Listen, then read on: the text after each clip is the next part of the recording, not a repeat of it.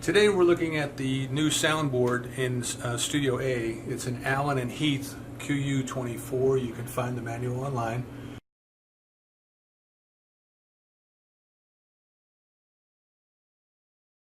All right. So I don't know if you can even see in there.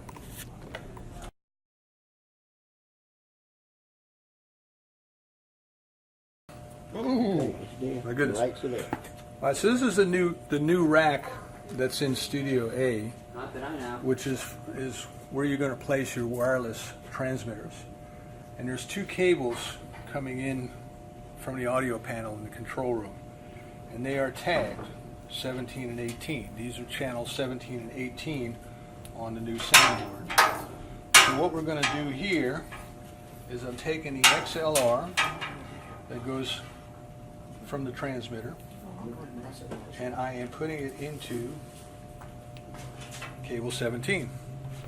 Now I'm just going to pair up my audio, and what we will have then is the wireless lav mic will be coming back into the control room on channel 17. So when we adjust the selectors and the faders for channel 17, which we're going to demonstrate next, we will be adjusting the sound coming in from this first wireless lav layer. What we've done is we were in the studio, we plugged in the wireless mic to the wireless wires out there that they've got pre-done, and we checked everything, and we plugged into which one? 18? 17. 17. And Eric is wired. So now what's the next step when we come back in here? Now, if you look at the board, the first thing you want to make sure is that you have this button over here marked custom turned on so that all of the amber lights are on. The next thing that you want to check for is, if you can get over to the right side of the panel, is there's three controls over here that you need to be aware of. This LR controls the microphone inputs, the CD inputs, the DVD inputs to the soundboard, just like we were used to in the old analog board where you press the L plus R button. You have another button over here that says Mix 1, and watch when I push it, all of these motorized faders will slide. That controls the level of sound going to the green room. And then you have another button down here that says Studio Mix, and if you press that button, that controls the sound that's going out to the speakers in the studio. So if your talent wants to hear the music from the CD playing as was set up in this preset, you can see that the CD faders are up. Now once you get everything set, and I'm going to explain how to set everything in just a minute, you can go back to another button, and all of those settings, for example, for the studio or the green room, they stay the way they were. They are, as you said, layers earlier. They are layers, and so the studio layer has been set, and now we're working on another layer that will be the microphone. The L plus R is going to be the normal inputs to the soundboard. We're using, for this example, channel 17, which we just wired the wireless lav to. Now this next step is very important. This is where, to my experience, most people go wrong. There's a select button for each channel. Whatever select button you have depressed is associated with these control knobs up here. So if I am trying to adjust the sound on the CD and I have the select button for the wireless lav pushed, anything that I do up here is going to change my wireless lav settings. Most important, make sure you select the channel that you want to work with. So we have selected the channel that goes with the wireless lav mic. There's a master slider switch, just like the old board. Instead of U, we put that up to 0. And we go over here on channel 17 and we bring the fader up to 0 as well. So now if Eric will start to talk into the wireless lav mic, we come over here, you see there's an in button. Can you see this in button? Select this in button, and you have up here a gain switch. Now the other thing I need to do is I'm moving off of screens and I'm going back into the processing setting so I can see. Now I can see my voice in Eric's mic. So Eric, if you start to talk, then what we do is we adjust this gain button control, and what we're trying to do is we're trying to get Eric's voice to peak out between -3 dB and 0. Now, which one is most important? Go ahead and keep talking. Start talking. Now, which one is more important? The gain. Now, which one is more important? Now, which one is more important? So you're watching this screen more Now, or which this one one? is more I watch the important? lights just because they're Now, better for me. which one is more important? Okay. Okay. And where were you adjusting that? That first adjustment I made was on the gain knob with my fader set at 0. Okay? So now that I've got the gain set for the tone of voice, the volume that Eric was using, I can go off and I can select another channel. Let's see, I'm going to go over here and select the CD channel, and the gain setting that I just adjusted for channel 17 stays with channel 17. From now on, if we're shooting the show, from now on when I move the fader switch for channel 17 up or down, regardless of which select button is depressed, the fader will control channel 17. So I have to select in order to go up here and make any adjustments up here, such as gain. But for the most part, we're going to come in and we're going to be interested in gain. Just like in the old soundboard, you had the trimmer way up the top. You turn the trimmer. That's what this gain switch does. But it's only active on whatever channel the select button is. When you're initially setting the soundboard up, you hit the select button and that controls the gain. And you adjust the gain with your fader at 0. After you've done that, it doesn't matter which select button is depressed, the fader for channel 17 still fades channel 17. So if he begins yelling with passion, you don't have to do anything except change that there. Slide your fader down just like you would on It becomes manual. just like you would on the other soundboard. Okay, so this is where you do your in-show adjustment.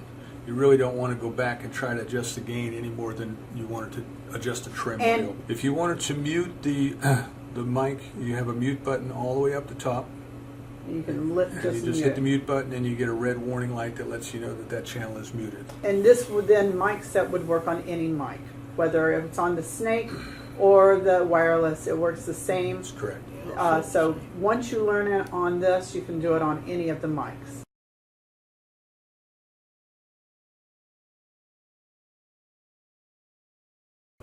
Okay. All right, so for then purpose you of can- demonstration today, we're going to use a CD player because it's right here in front of us. However, The same technique would apply whether you're using a DVD player to play an intro, or whether you were playing your intro from the SD card deck. which we need to. It's all going to be the same, okay? So, again, we start out, we got the CD. Now you'll notice as I move one control, the other one automatically moves with it because they're paired left and right. Again, I hit the select button, and now what that means is that any controls that I adjust up here are going to adjust this particular channel. That's it. So I come up and I start to hit the play button on my CD. All right, and I'm going to bring a little bit of sound up in the control room so we can hear it. So once again, if you come over here, you see I've got the gain, and I turn the gain up so that I'm just peaking in the amber, or if that's too loud for you, bring it down a little bit. Once I've done that, I have it set, and now I can, in show, I can fade it using my slider switches just like I normally would.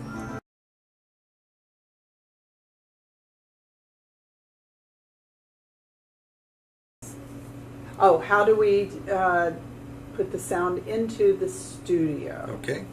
Okay. Are you focused down here? All right. So if the studio wants to hear the CD playing, and again, it's important to remember that what I just did in setting the sound for the CD player, I had the LR button pressed. So that means I've adjusted the levels coming in from the CD player the way I want them. You have to do that first. You don't want to try to adjust the sound for the studio and then come back and make changes to the master input. So now I want to go to allow the people in the studio to hear the CD. I press this button here that says Studio Mix, and you can see the presets that Access 21 had them zeroed out. So now you play your CD and you'd be getting feedback from your floor director, who's going to tell you, bring it down a little bit, bring it down a little bit, bring it down a little bit. You bring your sliders down until the volume playing in the studio is at an acceptable level to the people working in the studio, and then that's it.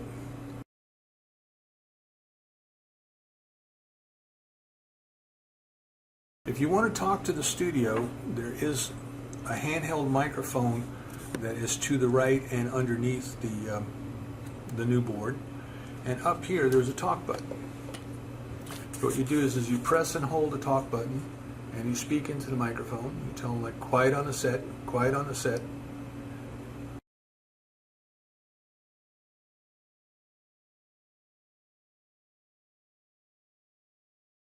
We don't have to do any of this. We don't have to touch any of these. We simply go back, select the scene of Access 21. Correct. You go back into scenes, you call up Access 21, you hit the recall button, it asks for confirmation, you tell it yes, and all my sliders just went back down to 0.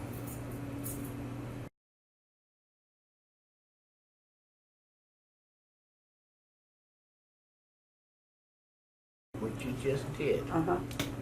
what you just did, without naming it. When it comes back to me, we're going to have to say it again. Correct. Because you didn't name it. If you have a weekly show or a monthly show and you're in here every month and you don't want to go through this process again, this is what you do. Every time we come in, we have to do this. Or is there an easier way? There is an easier way, and we have to go back to the very first video where we started. We'll repeat everything. But if you notice on the board, normally we're in the green light is on in processing. If you come down here to where it says scenes, we can save all of the settings that we just customized for our set and for our particular show, and we can create a scene name for that. So what you do is you find a blank space and you press on it, and that blank space highlights in yellow. Then you come over here, there's a box that says name, and you press on that and it brings up the touchscreen for you. So now we're going to give the show a name. I'm going to call it Test. I give it a capital T-E-S-T, and I try to spell it right.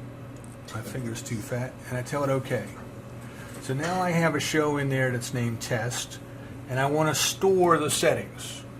So I hit Store. I get a confirmation box. Do you want to overwrite the scene number 4 for Test? Yes, there was nothing in there before, but if there was something and I want to overwrite it, that's fine. I tell it yes. And now it has stored all of the settings that were in this board for the microphone inputs, the CD, DVD, studio out, green room out. All of that has been saved.